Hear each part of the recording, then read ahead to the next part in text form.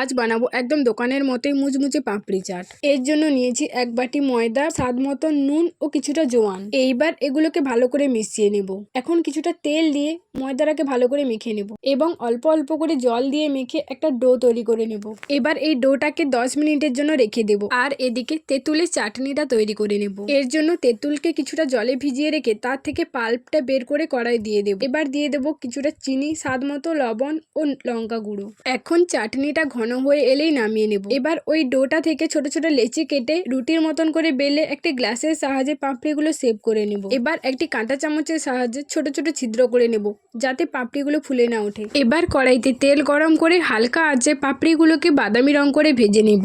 ওই একই রকম করে সবগুলো পাপড়িকেই হালকা বাদামি রং করে ভেজে নেব। এইবার এই পাপড়ির জন্য আলুর চাট তৈরি করব। তার জন্য কয়েকটি আলু আমি সিদ্ধ করে নিয়েছি। এবার ওইগুলোকে কুচি কুচি করে কেটে নেব। তার সঙ্গে কেটে নেব পেঁয়াজ এবং কাঁচা লঙ্কা।